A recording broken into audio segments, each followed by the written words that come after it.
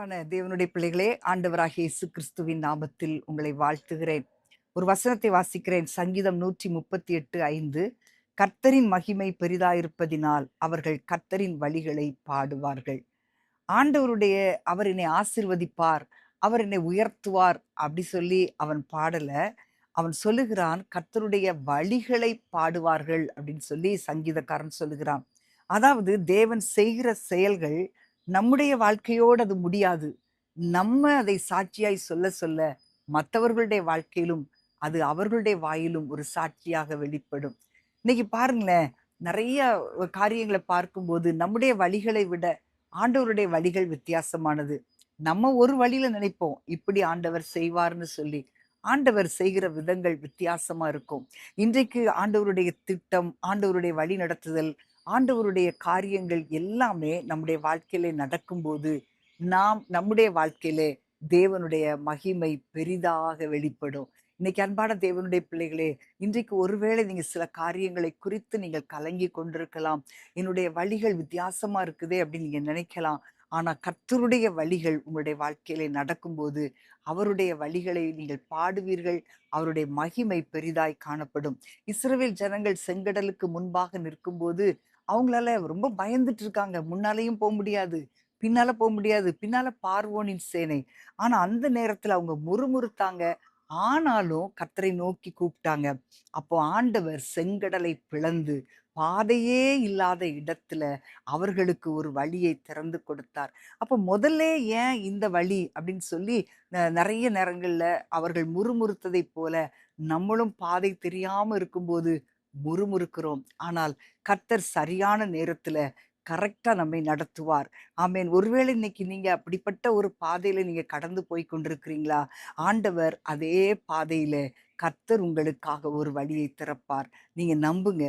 அதே போல பவுலும் சீலாவும் பாருங்களேன், அந்த தேவனுடைய சித்தத்தின்படி தான் ஊழியம் செய்தாங்க.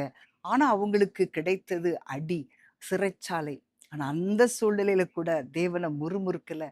கர்த்தரை நோக்கி பாடுறாங்க.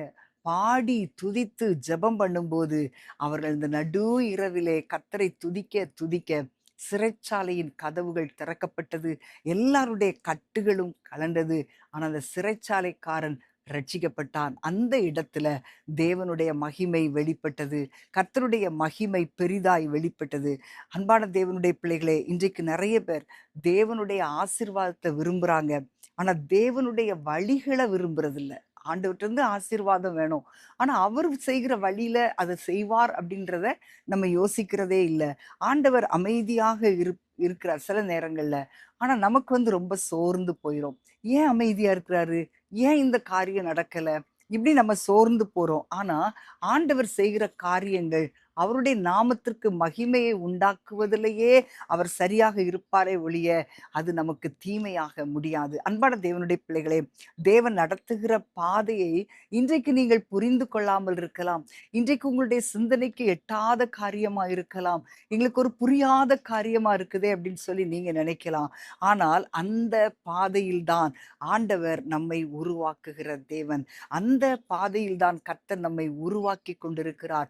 அப்படிப்பட்ட சூழ்நிலைகள் வரும்போது உங்களுக்கு நிச்சயமா தெரியணும், கர்த்தர் என்னை உருவாக்கி கொண்டிருக்கிறார்.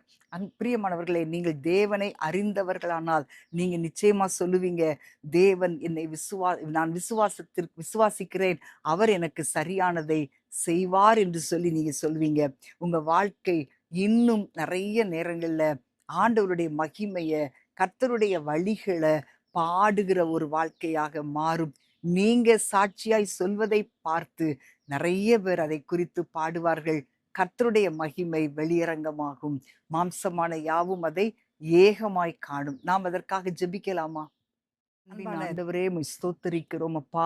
ஆண்டவரே, பல நேரங்கள்ல நாங்க உம்முடைய வழிகளை புரிந்து கொள்ள முடியாமல் போகிறபடினால் நாங்க நிறைய நேரங்கள்ல உமக்கு விரோதமாய் முறுமுறுக்கிறோம் ஆண்டவரே. ஆண்டவரே அப்பா, எங்களுடைய கண்ணீருக்கு நீர் ஒரு பதிலை வைத்திருக்கிறீர். எங்களுடைய ஆண்டவரே, ஒவ்வொரு விண்ணப்பங்களுக்கும் நீர் பதில் கொடுக்கிறீர் அப்பா. ஆண்டவரே, வேதனையோடு இருக்கிற ஒவ்வொரு பிள்ளைகளுக்கும் ஆண்டவரே, உம்முடைய மகிமை பெரிதாயிருக்கும்படி நீர் உம்முடைய வழிகளை உம்முடைய பிள்ளைகளுக்கு காட்டி சாட்சியாய் நிறுத்தப் போகிறதற்காக ஸ்தோத்திரம். இன்றைக்கு ஆண்டவரே, உம்முடைய பிள்ளைகளுடைய வாழ்க்கை உம்முடைய மகிமையை வெளிப்படுத்தட்டும், உம்முடைய மகிமையை வெளிப்படுத்தட்டும். அப்படி நீர் செய்வீராக, இயேசுவின் நாமத்தில் பிதாவே. ஆமேன், ஆமேன். பிரியமானவர்களே, இன்றைக்கு உங்களுடைய வாழ்க்கையிலே சில காரியங்களை பார்த்து நீங்க முறுமுறுக்காதுங்க. ஆண்டவரை துதித்து பாடிக்கொண்டே இருங்க. நிச்சயமாய் உங்களுடைய வாழ்க்கையிலே தேவன் மகிமைப்படுவார். அவருடைய மகிமை பெரிதாயிருக்கும். God bless you. அன்பின்